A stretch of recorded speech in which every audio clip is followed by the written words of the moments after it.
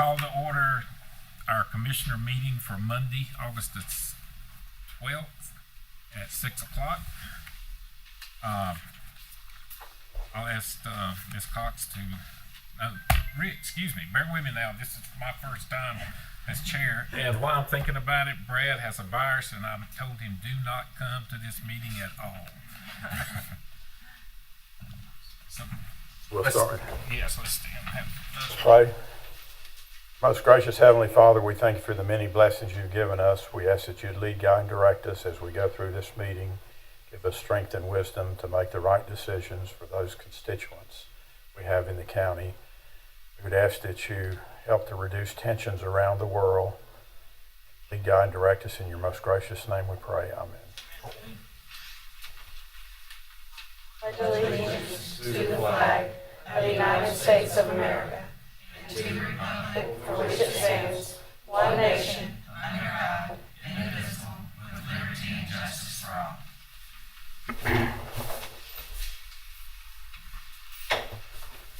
Do we have any amendments to the agenda? You're asking for approval of the agenda, Mr. Chairman. Yes.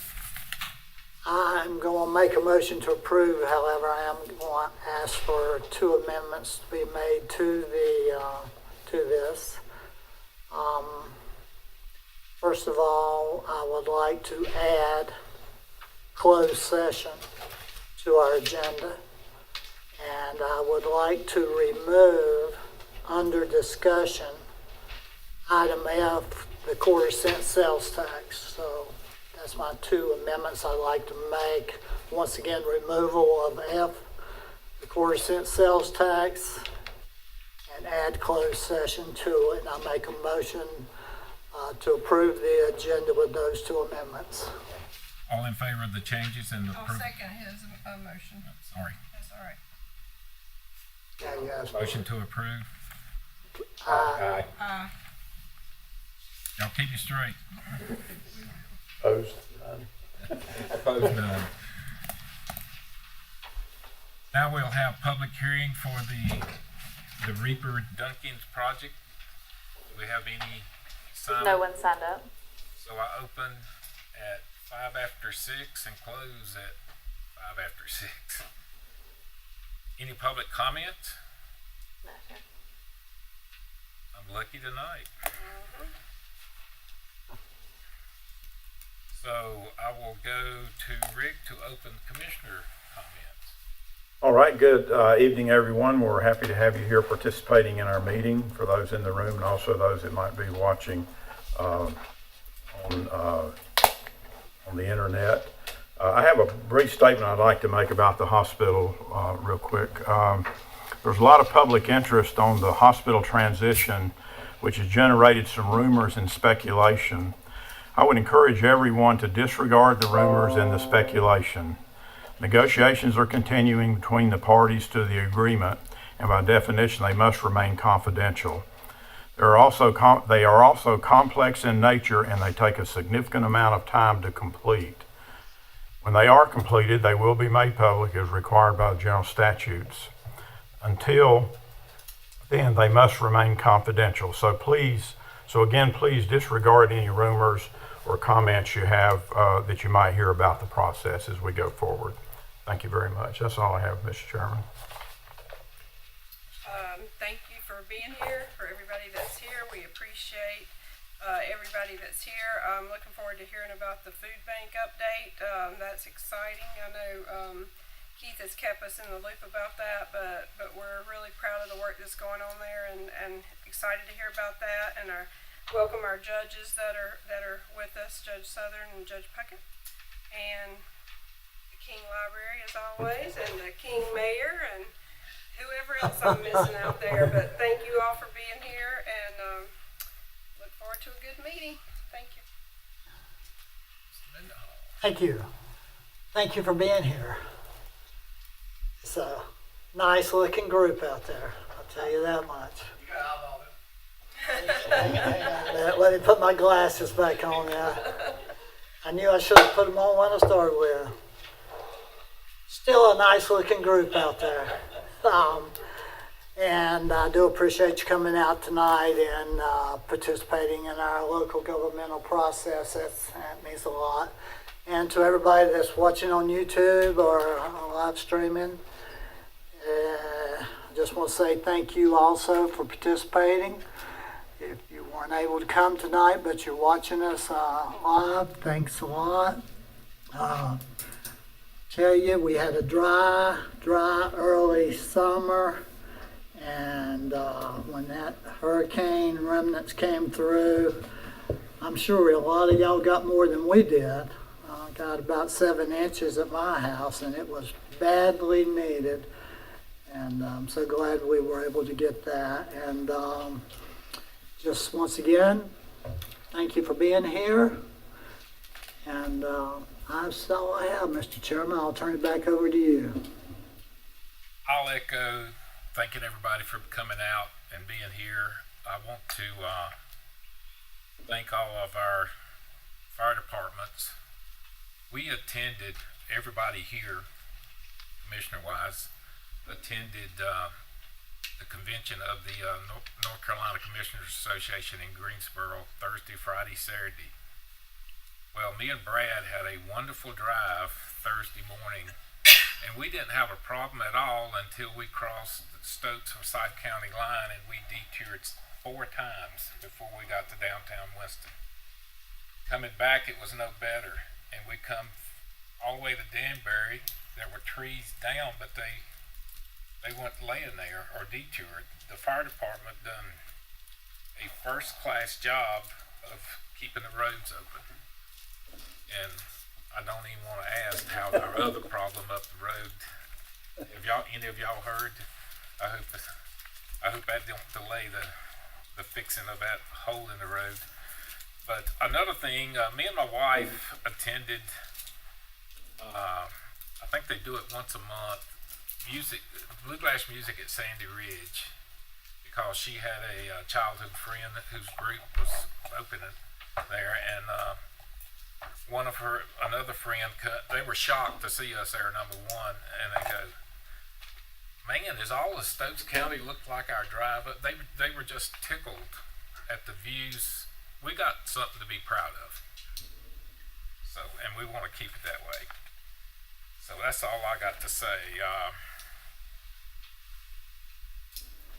Next are before moving. It's okay. I don't have many comments. I'll just welcome everybody and gosh, thank you I'm sorry. for being here. No, you're good. Yeah, you go ahead. You said you wanted me to move this quick.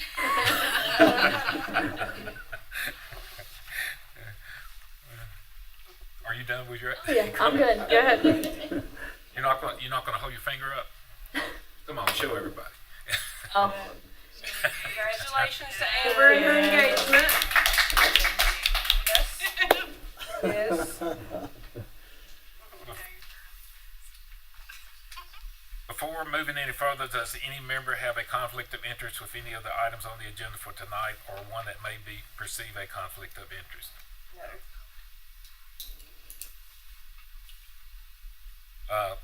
Consent agenda?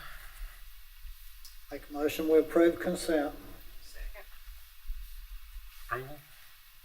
Aye. Aye. That takes us to the information agenda, and Judge Puckett and Southern, y'all are up.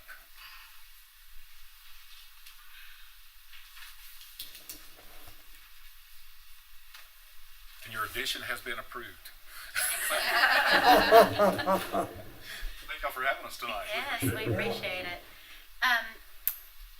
We are looking at starting an accountability and recovery court in the near future. We have also addressed Surry County because, of course, as you're aware, our judicial district encompasses both Surry and Stokes. We've already approached Surry County, and Surry County has approved a position for that in Surry County, and we're looking for to ask the Stokes County commissioners to approve that same type of position here in Stokes County. It would be a coordinator. I know I did send a copy of what that job description would be that we used in Surry, and I sent it to the county manager's office earlier, actually it was late last week, kind of to give you an idea of what we were looking for. But it's one of those accountability. I know on the agenda it says Recovery and Accountability Court, but accountability is actually the first part of it. Would be called ARC, because accountability will be very, very important in that type of court. It will. We want to offer something that will hold people accountable, but at the same time also offer some hope and try to plug them in if they are willing to go through this process.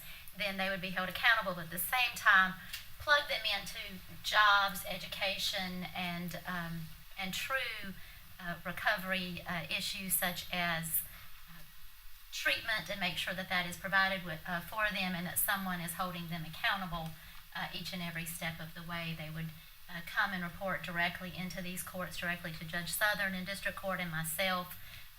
We would be the only two judges holding those courts, and somebody to hold their feet to the fire, but also at the same time to make sure we were plugging them in with the proper resources that could help that situation. And so that's kind of what we're asking the county for. Coordinator to really kind of help us pull those resources together. That's sort of the challenge in accountability and recovery court, is having someone who knows, has eyes on the ground for exactly what we're looking for, not only to identify candidates, defendants when they come into the court system in the first place, but following them throughout that process, plugging in what they need. As far as I'm sure you're aware, a lot of these are mental health challenges that they face. So we need to plug them into mental health resources in addition to substance abuse resources, as well as jobs, education, transportation, housing. These are all, it's sort of a web, and it's a great deal for any one person to take on, but we feel like starting with a coordinator that can help us through that process as we gear it towards Stokes County's needs. Not because you hear the term drug court. Drug court takes on a lot of different iterations around the state depending on where you are. And that's because of resources, number one, but it's also because of population needs. Stokes County is not Forsyth County.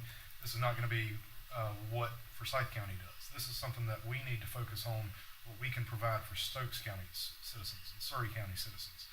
And so we really want to have a laser focus on exactly what we can provide, and getting a coordinator in that coordinator position filled to help us ramp up to actually being able to start accountability and recovery court is sort of a core piece of that for us, and helping us to facilitate the court changes that need to take place in the process. We are asking for that as quickly as you could possibly do if you do approve it, simply for the fact that we are in the planning processes of getting this off the ground. So it would be vital to get that person in as soon as possible to help us kind of form what this court is going to look like and how it will operate. And also, of course, as heavily involved as Judge Southern and myself are in it, at the end of the day, we also have our own other duties, such as running the court system and taking care of court. So this person would be our person that's on the ground, going to set up some meetings with different types of providers. We hope to partner with Forsyth Tech for the education. We hope to partner with local businesses for the work aspect. Community service, we've already been talking with them, because if they're not working, we expect them to be doing some community service. There's an accountability aspect, because the whole purpose is to try to make sure that we are teaching them how to be productive citizens again, and work is a part of that. And so that's why we're asking kind of early on, and as quickly as possible, so that we can get them in on the ground up and kind of forming what we're doing. And our district attorney, Tim Watson, is on board with this too. We've had numerous meetings over the last, we've been looking at this pretty strenuously since January, I would say, meeting regularly and trying to figure out what we needed to do to push the ball down the court, so to speak. And Tim has been a partner for us, with us in this. And so we really view this as sort of the three of us being able to have our hands on it, in partnership with the counties, to make sure that whoever can fill this role for us is doing a service to the county and working with the court system and helping us identify exactly how to better run this. And hopefully, over the long haul, of course, y'all know accountability and recovery, when you're talking about substance abuse, it's a long-term challenge. It is something that we don't deal with a great deal in the court system. So this is new for us. This is something that we take very seriously because we want to see results, but we know the realities of it. It's not just having a typical guilty plea in district court or superior court, and I impose judgment immediately, and then I never see them again unless they violate their probation. This is accountability and recovery court, where we meet periodically to review what exactly they're accomplishing, whether they are accomplishing that, or whether we need to look at a different avenue to create better accountability, or whether they're just not going to be successful in this at all, and we need to move forward in doing what the criminal justice system is designed to do in the first place, which is impose punishment and move forward. So we have a realistic view of this. We are encouraged by the people that we have met with in Stokes County and Surrey County about the resources that we have available here, that we believe that it can be successful. But it will be something that it will be an evolving project for us to. Any questions that you have that we could clarify? Maybe what we're asking, or Sure. Do you know, or if you don't know, I'm sure we could find out if the opioid settlement money could be used to pay for this position. and I do not know the answer to that. I think that you'd have to kind of check. I know in most counties the county is paying for it, and I don't know that it's coming out of those settlement monies. But whether it could be or not, I don't know. Yeah, I think things that are related to, I know this isn't specifically drug court, but I'm pretty sure that things that we're working with the people who are involved in treatment and recovery and stuff, that leans pretty heavily into this. I would think we can double check, but I'm definitely in favor of doing this, but it would be even better if those funds could be used for that position, because we are, we have our coordinator here. However, it sounds like this person would work more directly with you guys. This person would be, the way we envision it and the way we've got it set up in Surrey, is this person would be directly supervised and hired by the judge's office. And they would report to us, and they would work directly for us, even though they would be a county employee.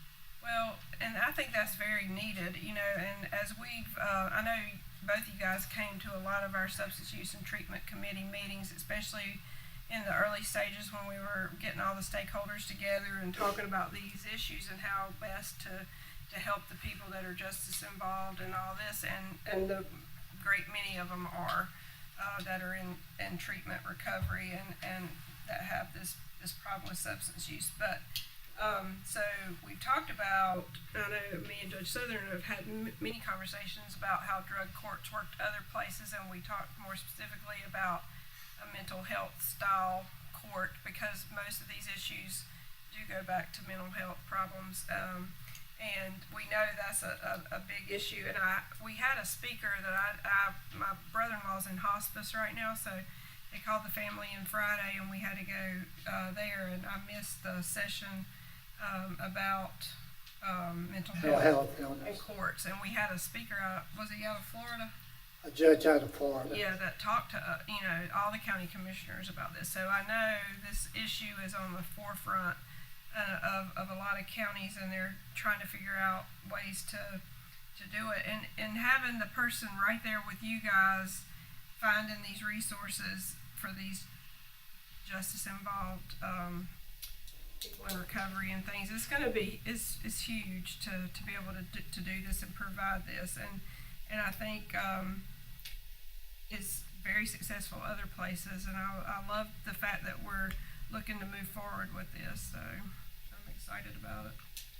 And we do envision them working closely with the county's opioid folks. This is, I think it's a partnership that the more hands-on, the better, right? Well, the more sharing of resources, because we're looking to add a peer support specialist. That person would probably work with a lot of these same people, and even with Novant, as we've talked about, coming in to Danbury for the hospital up here, and some of the resources they've already talked about bringing what were about recovery and things, and so I hope that they will be able to help us in that area and give y'all more resources to be able to to plug people into. So I think it's a good thing. I don't really have any more questions. Yes, thanks for coming, guys. We're pretty good seeing you. I think all of us campaigned on trying to address this issue and try to do something different than what we've done before, so we're not doing the same thing and expecting different results. So, and I think we've stepped off with some of the other departments already in doing that. And I think I would support doing this. I think this is the last one we can afford right now, but I think this is really kind of even a bigger change than what we've done in the past. And so I would definitely support doing this and trying to impact this really bad problem we have with opioids and so forth. One question I'd get about it being a full-time position, and I think you guys have studied this enough to, you feel pretty sure it would take a full-time position versus a shared position or something, right? Could you comment on that? You're going to have you're going to have a district court calendar and then a superior court calendar. So you'll be handling two different courts. It would be a constant. That person is responsible for kind of being, if it's in my court, my eyes and ears. I want you to tell me how they're doing in counseling. Tell me, do they need, what do they need? Do they need, okay, now we've got their education component. You know what? Now they need some help writing a resume. Now they need some help learning how to fill out job applications. And so kind of plugging them in. So there's so many different aspects that I think the caseload between district and superior would absolutely be a full-time job. Okay. And I think that the other part of that too is Stokes County, y'all know, there are resources here. We have people, we have businesses, we have organizations that are interested. They want to help. They don't know how to help, right? And I think that's another part of this coordinator's role is tying those together, making sure that when people are expressing interest in helping in some way, finding a way to utilize their resources, finding a way to utilize them and plug them into this as well. Because I do think the number of organizations, businesses, people, individuals that have expressed interest to Judge Puckett and myself are numerous. But I don't know until I have some assistance with that. I think that's what this person would be. It would be somebody to help me to say, okay, let me give you this person's card, contact them. They'll be able to tie you in for what we're doing in the court system to actually have a real world answer for them to as far as how they can actually help, instead of just saying, yeah, let's keep working on it. But this is a way for us to tie them into what we're doing. Yeah, what we're doing is Judge Southern and I have talked a lot. The more we get into it, the more you can see how quickly it is. It encompasses every aspect of life, and so it can almost be overwhelming sometimes. As we're trying to build a new way of doing court from the ground up, and that's why I think it'll be so important to have this person in and full time. So because I think it is just so many different layers. And it won't be just putting a calendar together, once a month for him or once a month for me.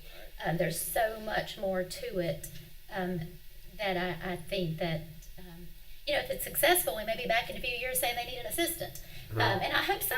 I hope that it is extremely successful and that we see lots of changes in the way that we're able to do things here. But I do believe it's undoubtedly necessary for Okay, so then the last thing I'll say is that if we can, and I think I mentioned this to you earlier too, if we can measure the results, really need to focus on how we do that and have something we can show the public of why it took the full-time position. If you get a lot of results and are able to measure them and publicize them, then that justifies the amount of effort. And that would be something else, in addition to the other things we're talking about, wanting the coordinator to do is plugging in all the things. That would be another aspect that I would be wanting the coordinator to do is to track and let us see what the results are. Because not only to justify, to the public the position, but quite honestly, from my opinion, more importantly, okay, what's working, what's not working for this? How can we tweak this a little bit? Because at the end of the day, Judge Southern and I take any change to the court system extremely seriously. And we come to you 8 months after we've been talking about and planning this and doing research, because we want to make sure whatever we do, we try to make sure it will be successful. And so that would absolutely be part of what I would want that person doing. Okay. And It would really be nice if we had like a set of joint metrics that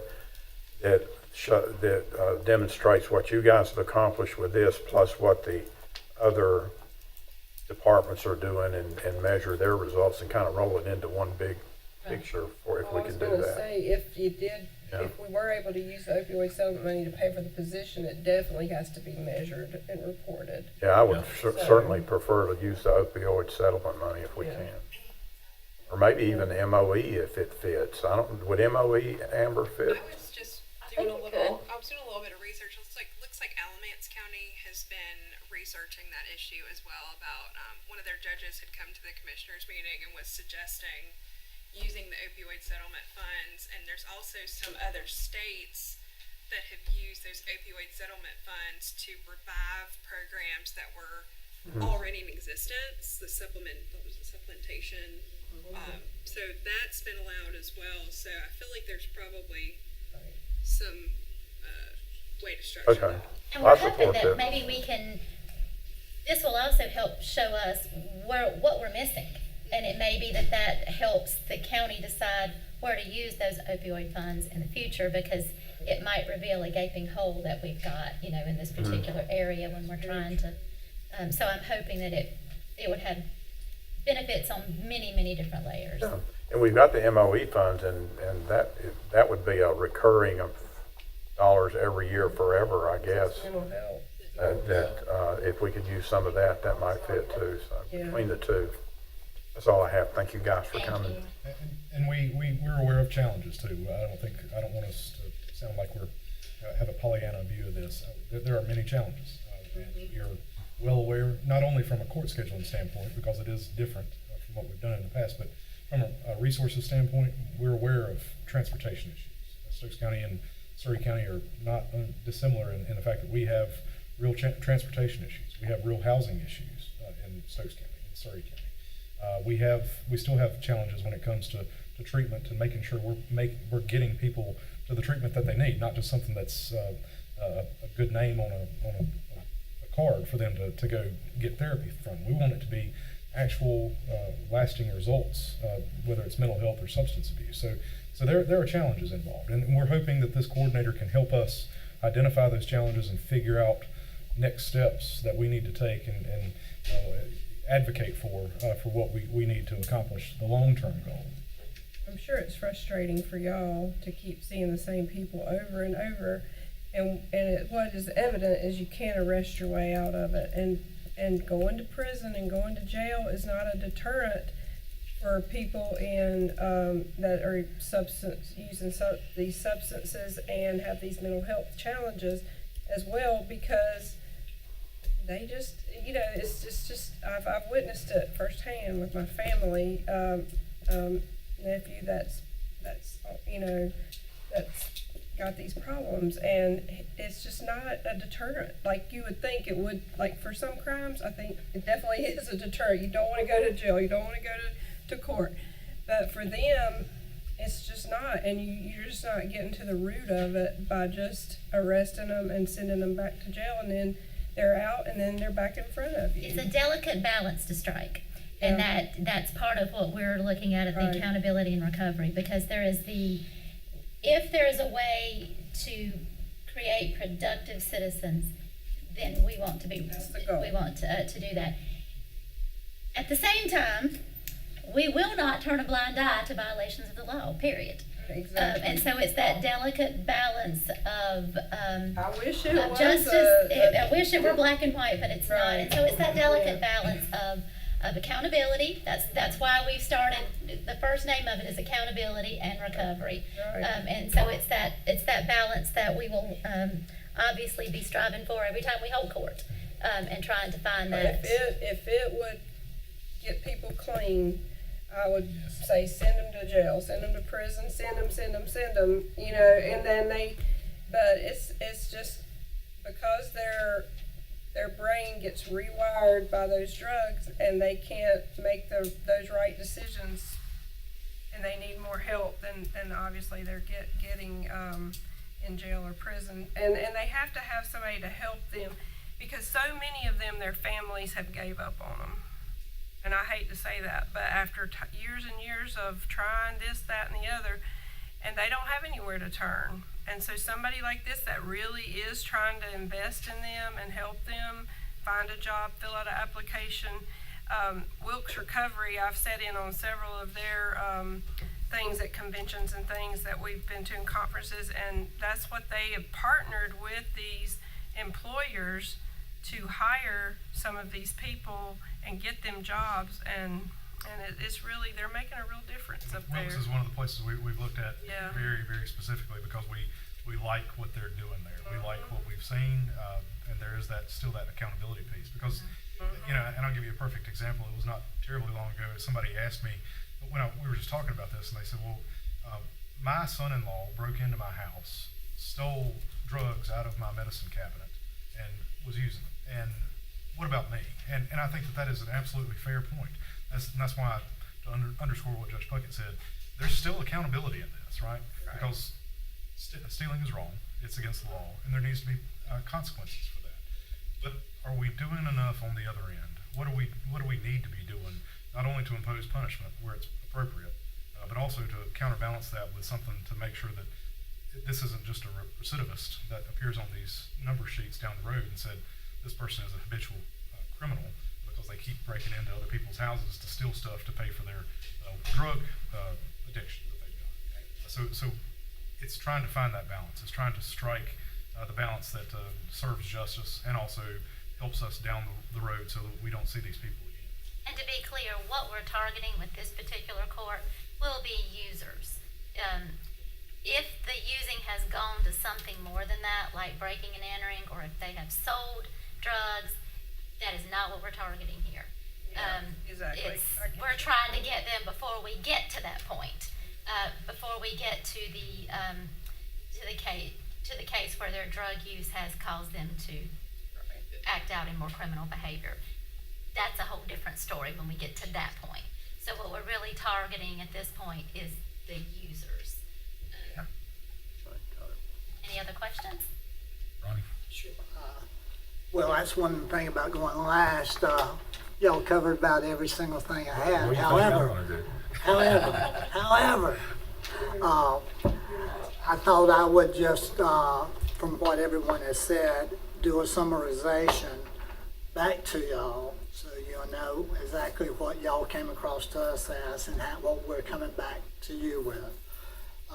And so I just jotted down everything that everyone has said up to this point, and I'm going to add a couple things if that's okay. But number one is the way to go about payment on this situation. We heard, and I know there are restrictions on the opioid settlement money. However, I would think, and I don't know for sure, but I'm guessing that the opioid settlement money would be one of the ways that we could pay for this position. And MOE funds was mentioned also, so we've got 2 or 3 ways we can go about as far as handling this financially. Second, put down certainly, I think we've got to have a full-time.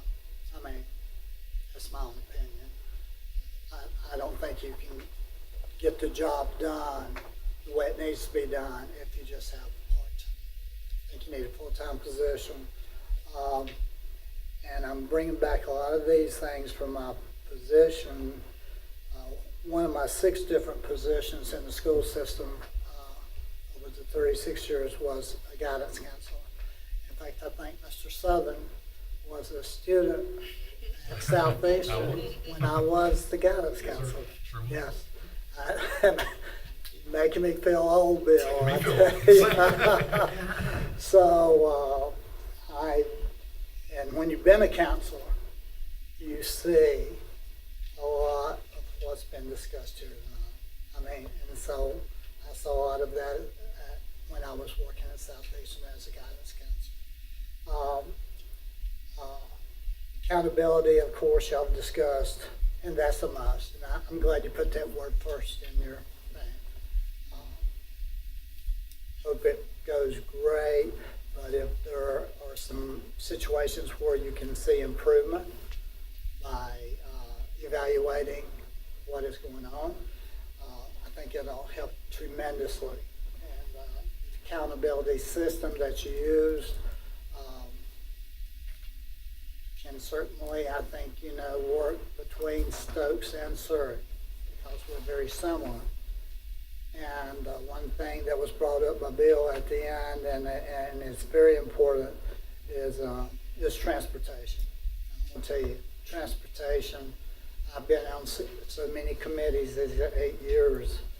Transportation always seems to throw a little kink in there, so we need to make sure we're good to go on transportation. And I would say this, I think if Surrey has already approved this, I don't want to get behind, I don't want y'all to be delayed or get behind on this. A lot of times we go straight from discussion to action. This is under information. I don't see, there's no statute or anything that says we can't move anything from information straight to action.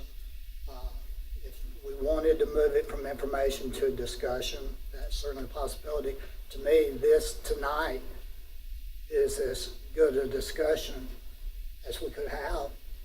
And so I don't see why we can't, Mr. Chairman, if we can get a consensus from our commissioners here, and I know Brad's not here, however, we could get a consensus out of 4. I don't see why we couldn't move this to action tonight. That's just a suggestion on my part. I would be okay with that, or if we wanted, if you can wait 2 weeks and we can look at that job description, because I don't think we've seen it.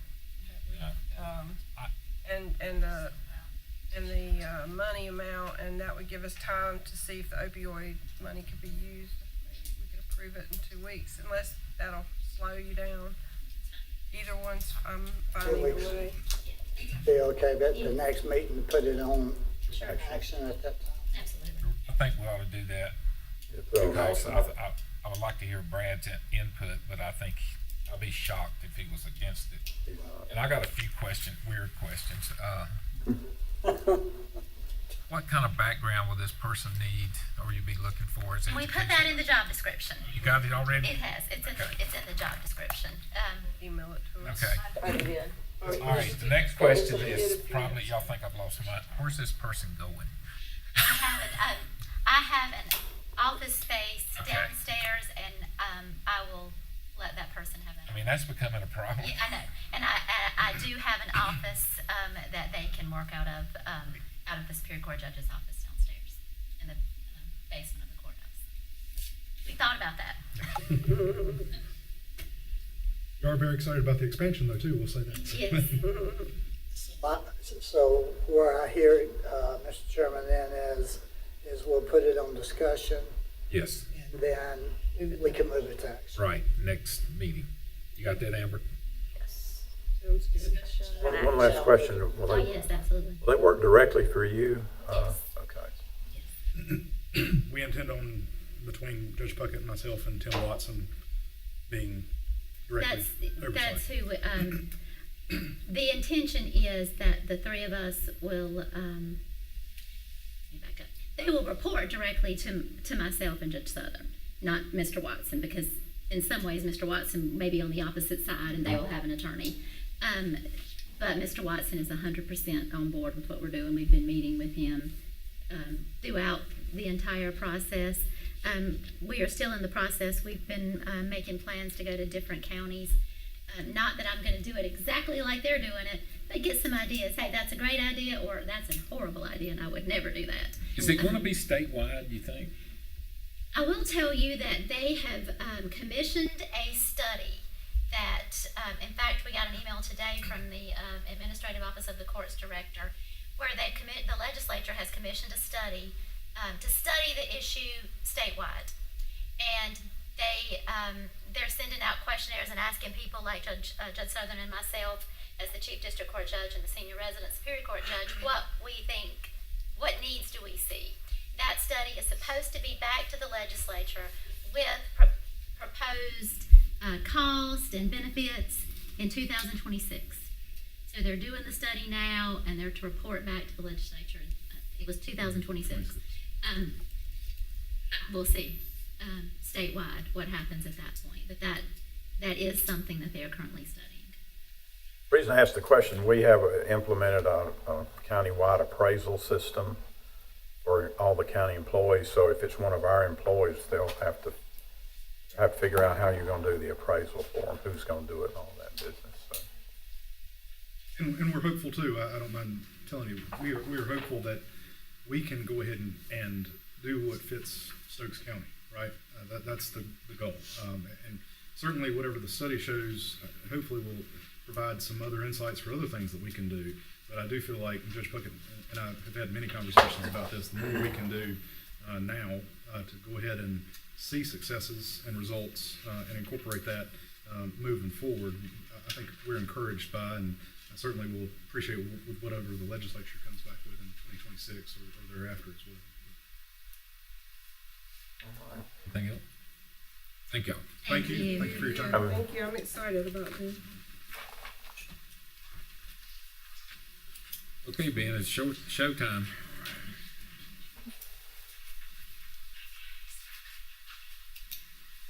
Amber, you got the slideshow, honey? Yep, it's right here. We're all ready to go. Yeah. Well, good evening, commissioners. Ronnie, Rick, Keith, Sonia, thank y'all for having us. We're not asking for money today, so you know. Put the checkbook away. Put the checkbook away. I'm Ben Rolfes, Vice President of Regal Group Inc. This is my wife, Jill. Hi there. She's president, woman-owned business primarily. So, but we wanted a year ago we came to you with a vision that we wanted to give back to the community. Our office is next to the Sandy Ridge Post Office in Sandy Ridge. We took over the former bank building, and we said, you know, it'd be good to give back to the community. So we got a plan together to start an age 60 plus food bank and more, right? So that's a long title, but that encompasses primarily, initially, serving seniors, because Jill's in the Medicare business. We thought, you know, she knows how much seniors struggle sometimes. So, And how often they're left out at other food banks. exactly. So, Because they don't have children. yeah, But unfortunately in Sandy Ridge, because of what the judges brought up yeah, just before us, is that we have a lot of grandparents raising their grandchildren. so we saw that need, and she saw it before. So we said, hey, let's do this food bank. And we came to you guys a year ago and, you know, pretty much got your endorsement that, hey, it sounds like a good idea. Good luck with it. You know, you got our blessing in a way. To be clear, no financial support at all. We didn't ask for that. So fast forward a year, and it's funny how time flies, as we know, especially the older we get. Keith, I won't pick on you, but you know that. So it does. It goes by quick. So we've a year into this program. We started last August. We had a review with the people we get the food from. We renewed our program for another commitment for another year. But we wanted to get back together with you guys and show you some of the success we had over the last year and give you some numbers. Keith mentioned this county is a beautiful county. It's beautiful people, it's a beautiful landscape, and there's a lot of great things that this county does and other organizations out there that help people in this community, right? And we're just one part of that. So we'd like to take a few minutes and share with you. Last year, I promise you we're going to be short here, okay? So we want to celebrate a year of community support for our seniors. So we've got some pictures here. This is our office. This is the backside of the office. You see the drive-through window of the former bank. But people in the yellow vest, they're the helpers, volunteers. So in July 2023, we initiated the age 60 plus food bank. And the aim was to provide essential resources to our senior citizens. Over the months, we saw a need for younger people to get involved as well. We opened it up for them, okay? But Well, we always had the position, if you showed up on the day of the food bank and you asked and you wanted food, you needed food, we were going to give you food. exactly. So 1 year later, we want to celebrate the remarkable impact this initiative has had on our community. To give you a summary, and we were floored by these numbers, we distributed over 60,000 pounds of food last year, okay? Bread was 11,000, deli was over 4,700, meat over 10,000 pounds, and produce over 24,000 pounds. So it's a machine now. When the food shows up, our volunteers, and Keith knows personally too, it's a lot of work. I mean, but it's amazing what has taken place over the last year. We have some key sponsors. Again, we're not coming to the county asking for money, but we would like to ask if there's any businesses out there that would want to support and become one of our sponsors, because it's costing Jill and I quite a bit of money on a monthly basis to provide this service. We're not getting grants from anywhere or any other money from any government institution, okay? So we're grateful for our sponsors. Continuing the mission, we're proud to announce that we've signed a dotted line and we're committed for another year to provide this service for our community. And we've seen it grow over the months. You know, it started off slow. We tried to get the kinks out of it, but I think for the most part, and really thanks to our volunteers, it's working well. You know, we got it down to science. So again, thanks to our partners, we're deeply grateful to them and encourage the community to support those who support us. Regal Group Inc. operates solely on donations with no tax money or grants. All right. So there's one other thing I wanted to mention. It was about the food. I'll come back to it. So to summarize, what did I miss? Did we cover that pretty well? Yeah, you wanted to thank the volunteers and the Yes. Rurtons that have stepped Andy up. Ferguson and the Sandy Ridge Ruritan Club, the volunteers and their organization has been a godsend. We have our steady volunteers, but when Andy and the Sandy Ridge Rurtons came on board, it made it a lot easier, because the more people we have, and Keith will vouch for this, the better, the smoother it can go. And it's a lot of work for those 3 hours that we're out there. And Those were all the volunteers the first day, yeah, except for the person who was taking the picture, which was from Out of the Garden. So we have gone from having 2, 4, 6, 7 volunteers to now we have somewhere between 15 to and 18. 20. Yeah. So thank you guys. Thank you. And we're short this week, so if anybody wants to come out and help us Please. this month, we're short volunteers. So we'd love to have, and it's from 12:30 to 2 basically, but we ask if the volunteers get there at 11:30. 11:30. Yeah. Sometimes the truck's early, sometimes they're late. But So again, to summarize, we want to thank you guys. Appreciate the opportunity to come in front of y'all to, share this information with you. Again, the way we look at it, we're just one small part that helps out our community. And it's a great county we live in. Okay, and Sonia, you know that. It's wonderful. We just hope what we are doing is, helps a little bit for especially the people that are in need. So, did you folks have any questions at all for us? Where does the food come from? We're contracted with a company out of Greensboro called Out of the Garden. they're a nonprofit. They're Okay. nonprofit, and they have other food banks throughout. Fresh markets is what they call them, fresh right? market. And if there's another organization that would want to come up for them because they're losing sponsors, and so that means those fresh markets are going to be closing down. Yeah. So that would be a great help if anybody wants to reach out to Out of the Garden and make that financial support. Absolutely, and they really like our program. Everybody, the volunteers or the employees of Out of the Garden that come out, like Aubrey and some of the other guys, they really like working our food bank because the excitement's there. We get the job done, right? And we embrace everybody that comes through the line. This was the other thing I forgot to mention. We average about 98 families a month. Okay, that's how many families are coming through there. And so like You hit one, did we? We hit 120, Yeah, that's what I 121 thought. one month, yes.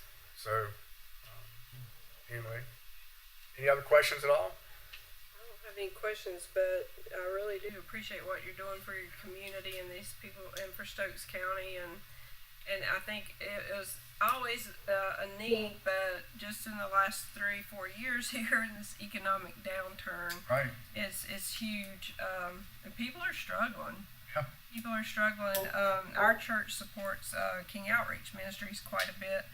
And I was doing a lady's hair that volunteers over there the other day, and she said, we have no personal hygiene supplies to give away at all.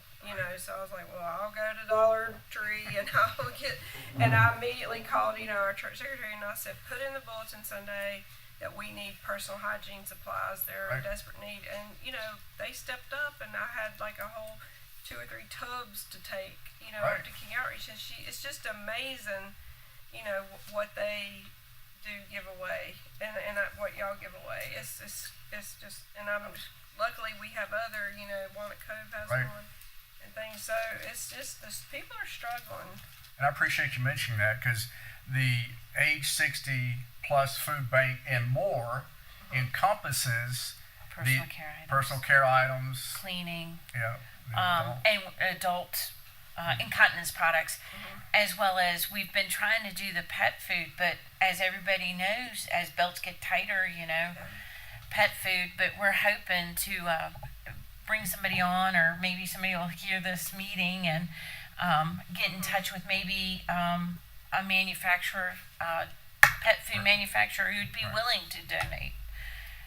Awesome. And we had to get a building for the back of the office to store all this stuff.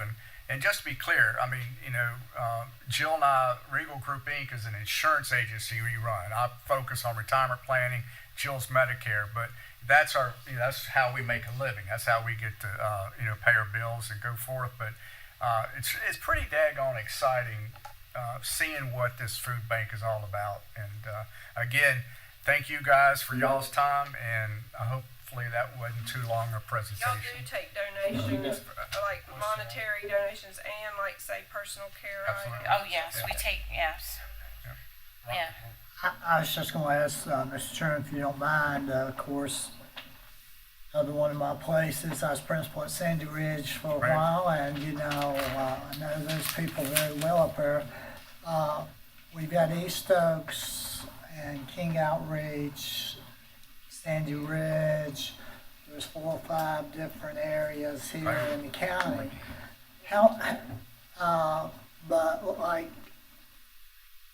your clientele, I know of course concentrates probably in the Sandy Ridge area, but how many different locations come out to y'all? We have people come as far as an hour away because it'll get posted on social media, and that is, I mean, if you need food and you've got the gas, they've been coming.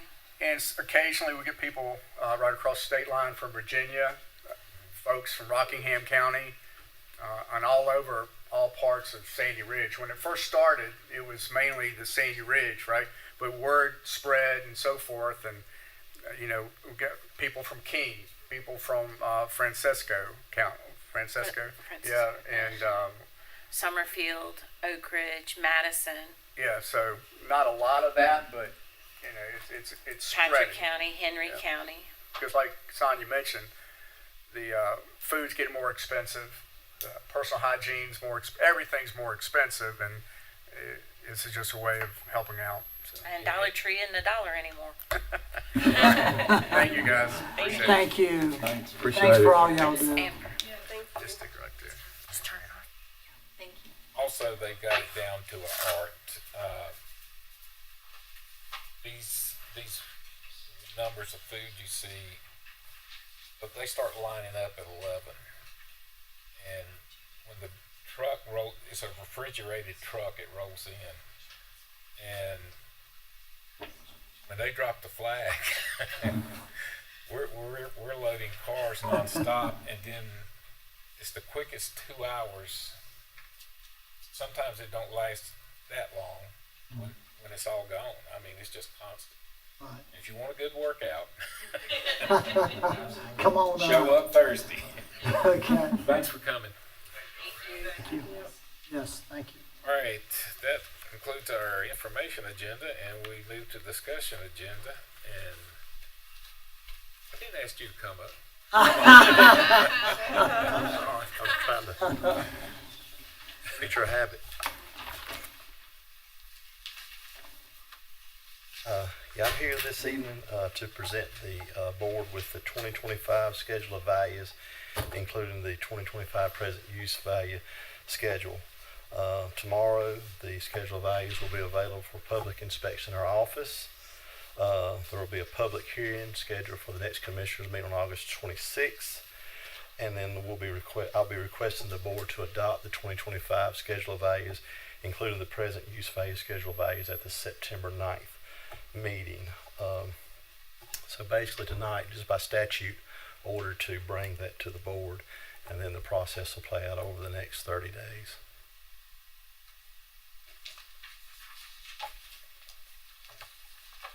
Interest in reading. Richard, I know you had a lot of, you went to a lot of different areas in the county and did presentations on the upcoming reval. Are you getting questions at this point, or is it sort of not being much said at this point on that? We don't have anything scheduled, but I have been reached out to from Commissioner Jarvis and one at Cove, and he had wanted us to come down there and do a presentation at some point, but he hasn't scheduled anything. But we're always willing to go do that because we want to make the folks aware of what's going on, why we do what we do, how we arrive at the values, because it helps people understand, and they can get that word out in the community, and then it also makes it easier on us when we send out the notifications. People already have that understanding. Okay, thank you. Mm-hmm.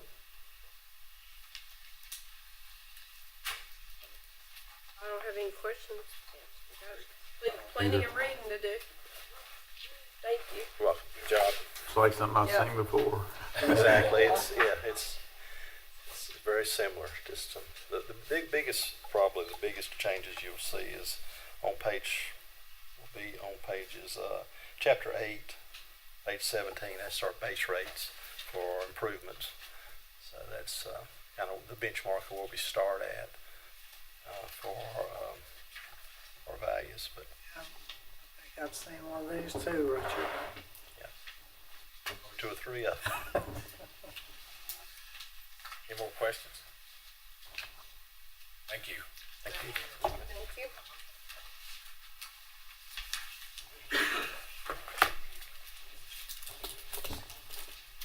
Next, we have reclassification request for assistant health director position, and Tammy Martin. Good evening. How are you? Good. How are you? I'm back. Once again, I spoke to Amber about if we need to move it on a pay grade. We picked a pay grade that we could move it to if it needed to be moved. But since the pay's not changing, that would be totally up to you guys. I'm still just asking for the title change.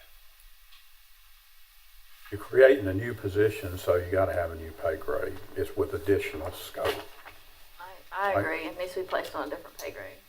So what is it? And have y'all got it figured out? Yeah. It'll be GO7 How's that compared to what's being paid now? at,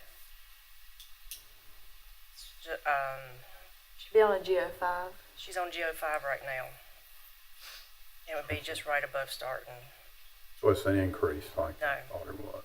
It's just comparable to Assistant Human Resources is the one we picked. So there's no pay increase. There's a pay increase if the grade increases. Not if it's on the scale Her salary Where it's on above the scale. Her salary's already above minimum. I'm talking about her, I'm talking about the position itself, like when she leaves and That'll still somebody be else based on takes it. qualifications and education, so. Yeah, I know what you're saying. It's off the new grade though. It's a new position with a new grade and additional scope. So that's an increase any way you measure it as far as I'm concerned.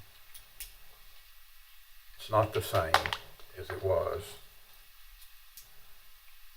And so I don't understand why we didn't do it during the budget, and I certainly don't understand why we would do it ahead of doing DSS or looking at EMS, and just the difference in scope of the positions, those assistant positions in those organizations.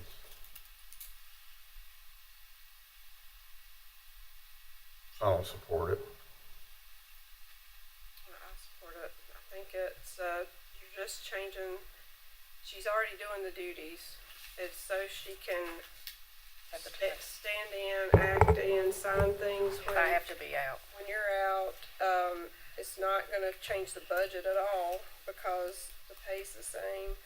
And we talked about DSS and, I sit on both boards, and, we talked about whether Stacy was gonna ask for an assistant. She's not prepared to do that at this time, but she, however, may come back in January and talk to us about using some lap salaries as a way to maybe get that started.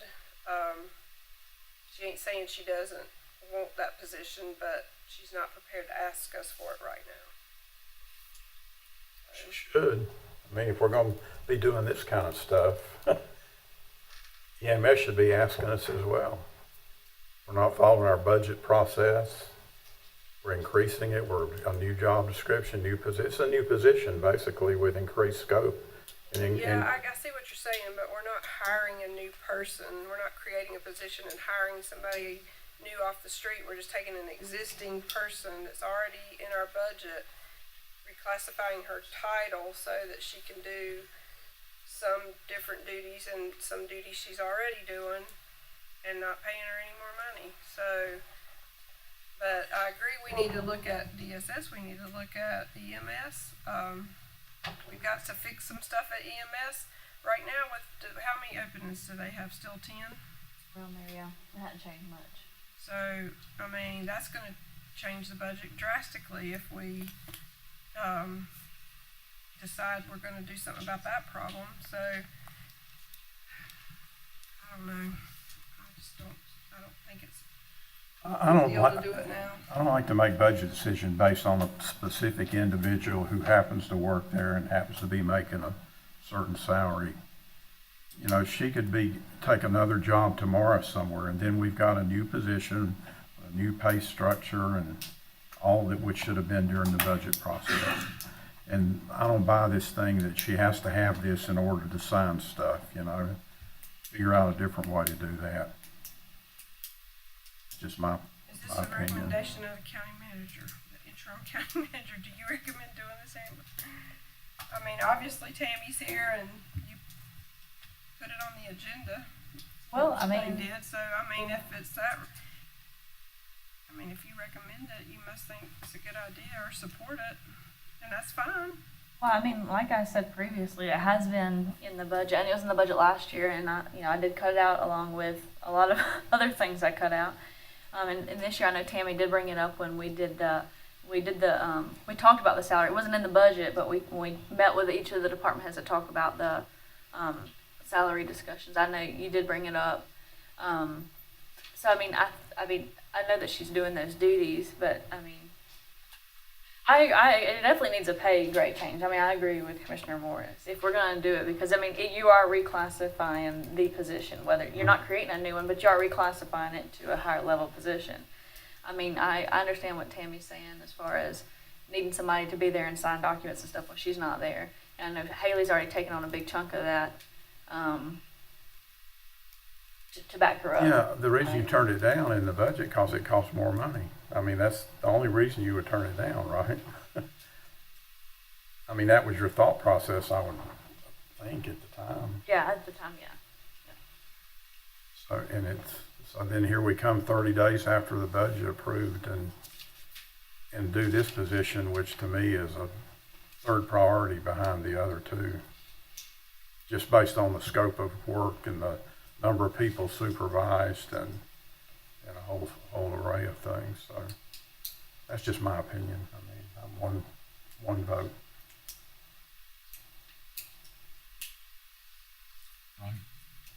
Um,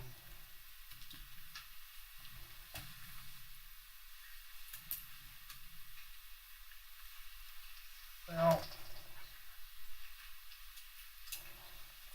personally, I do feel like that EMS and DSS all, I'm just saying that I think all three, and but all three are not brought up at this point, with only one key. So, if all three were brought to me, and I know what Commissioner Morris is saying about we had the budget situation just occur not long ago. But personally, I'm okay with it. So. Good to hear Brad's opinion on it again too. Good. Well, the only reason Brad moved this was you were so against it. I have not changed. I see it as a lot of ifs, and like I say, in the business world, there's a lot of title stuff. I understand the classification system, but that's a different world. I think we're talking about one situation that the world's not going to end if we okay it. That's my opinion. So,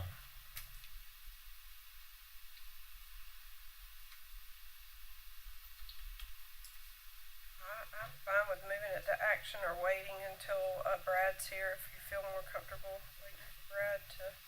I don't remember him being adamantly opposed to it or anything.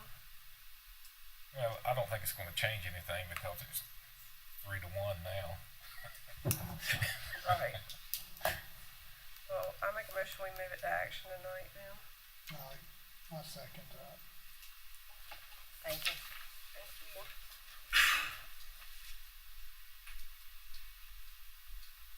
So that'll be item B, we're on action. Yes, sir.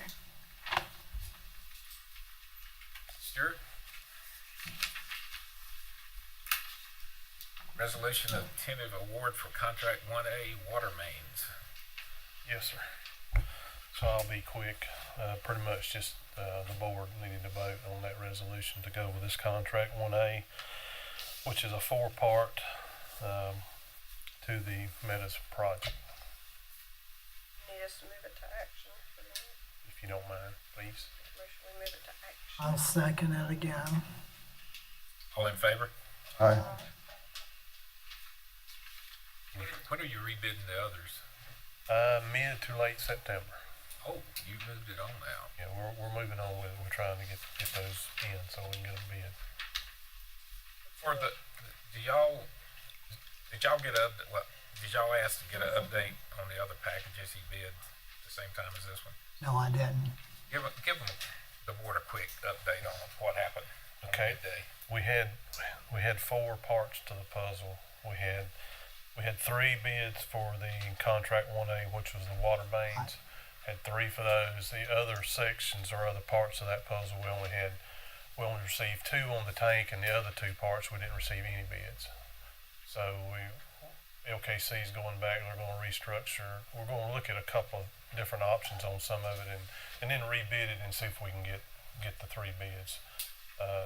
Since it's a formal bid, to my understanding, if we rebid it all, this next go round we can take whatever we receive. But this is all related to the Denbury Meadows. Yes, this is the Meadows, Meadows part of it, and this particular bid was 4.2 million. Yes. Yeah. Was it in budget?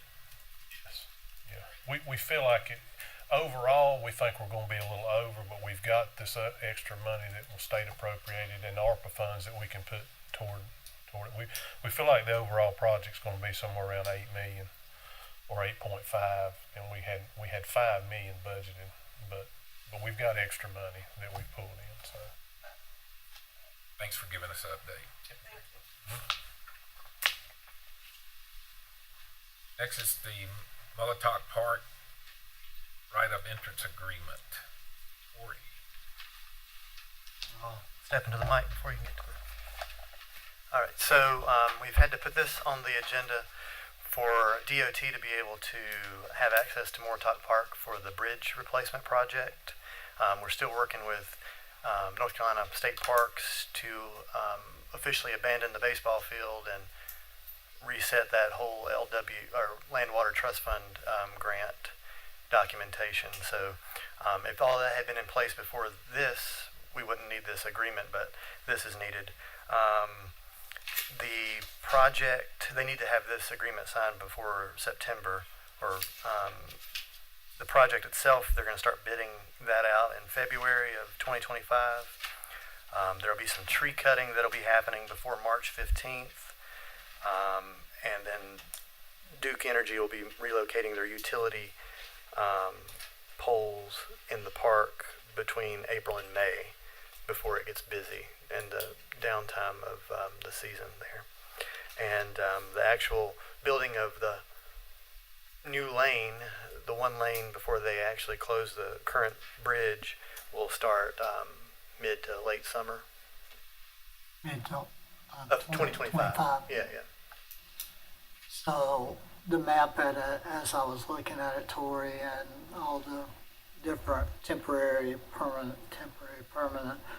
But what you're saying is we have got to act on this either at this meeting or the next meeting. It's got to be in August. Yeah, they need to. Can't wait to document. September. Right. Okay, so. Yep. And of course, the new bridge is being built over land that was federally funded, so that's why we've had to seek the offset land and everything. This project's slated to begin when, maybe? In 2025, yeah. In February 25. He'll be retired. I saw him at the mall. He said he was retiring in January. Who's replacing him? Did he Didn't say yet. He's been around a long time. 38 years, he said. It'll take probably at least 2 years or a little more to have the whole project completed. Question, Rick? Nope. The late, nothing's changed, right? We're just okay in this. Yeah. This gives DOT the ability to get into the park. I'm sure they'll work with Stuart for a key to the gate. And then it will help them to stage equipment as they need to. And this needs to be approved as soon as possible. They need this by September to keep everything on track. Make a motion that we move it to action tonight. Second. Yeah, that's good. Okay. Thank you, Tori. Thank you. I'm on the next Got a one. motion and a second, we need to vote on it. True, we do, don't we? All in favor say aye. Aye. Opposed? So that passed. You just stay where you're at. Yeah.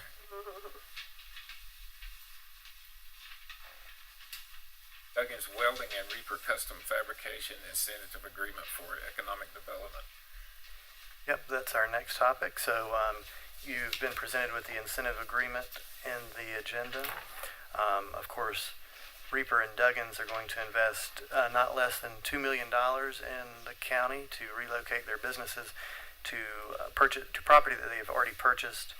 They purchased the property in the amount of $157,500.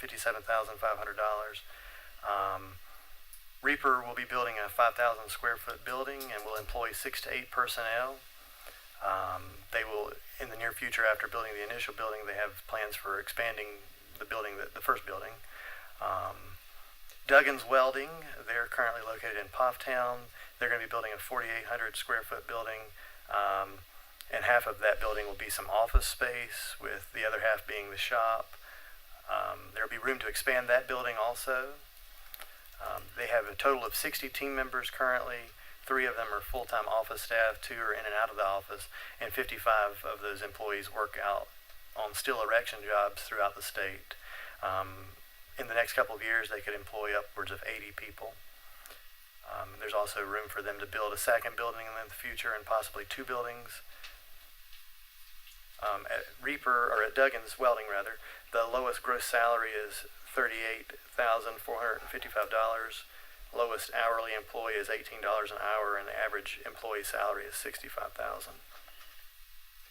So this is an agreement to partner with the City of King and split the sewer expansion for 610 foot of sewer line to the driveway that serves both businesses.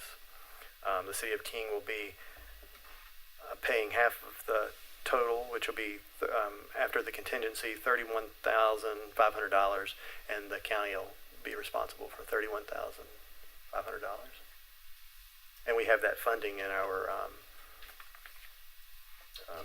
capital reserve fund, for economic development. Any questions? Move it to action tonight. Second.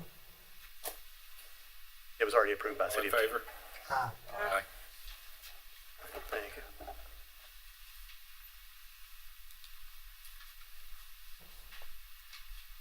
Okay, next is the JCP appointment request.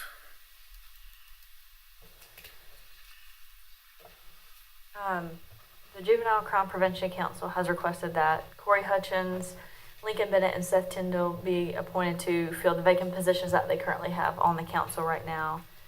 Corey Hutchins would go to the Stokes District Attorney's Office position. Lincoln Bennett would go into the Defense Attorney position. Seth Tyndall, the Student Under 21 position, and all these have been verified by the JCPC already and qualify for each of the selected positions. Make a motion that we close nominations. Second. All in favor? Aye. Aye. And then we can just move these to the action agenda for the next. Excellent. That's fine. Pull that.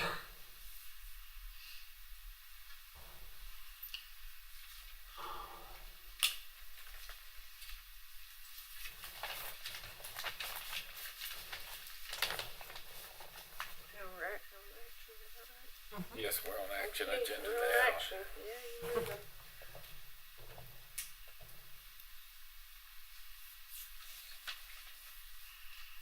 I'll make a motion, we approve the administrative contracts extension. That's item A. I second it. All in favor? Aye. Help me out, ma'am. Amber. The reclassification request for the Assistant Health Director. Make a motion to approve. All in Second. favor? Just discussion before you vote on it. Yeah, and you gotta have I second it. Okay. Now there's a chance for discussion. I have one other question on this. I think if I remember state personnel, the grades underneath the director impact the director's position. Will this grade increase have any impact on the director position? I don't believe so, but Tammy, have you checked with the state on this? No. It won't affect it? No. Okay. Okay. I know the directors normally deal directly with the State Office of Human Resources or HR directly, but I can Okay. check. All righty.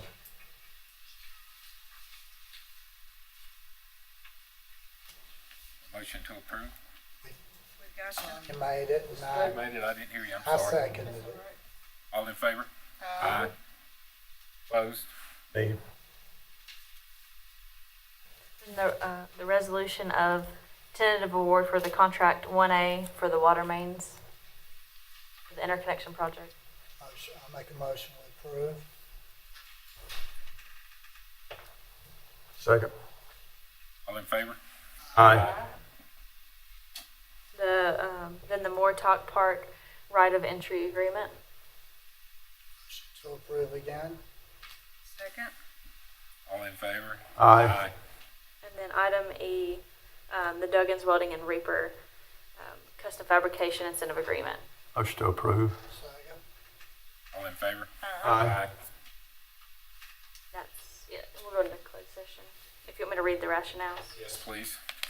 Take us into closed session.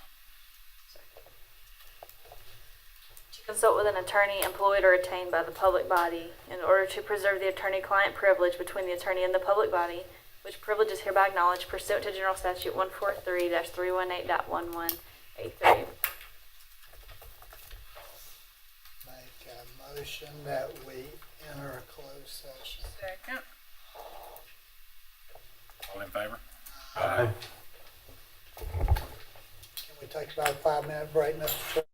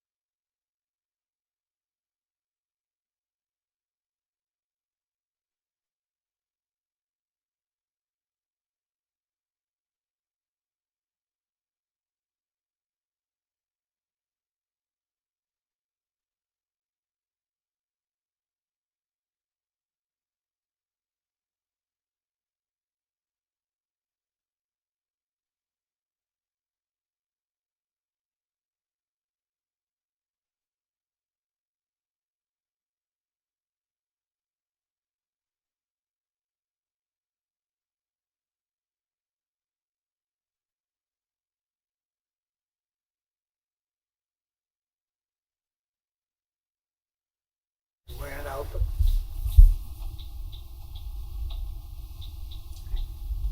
We're back in regular session. Do I hear a motion for adjournment? Make a motion, we adjourn. Second. All in favor? Hey. We are adjourned.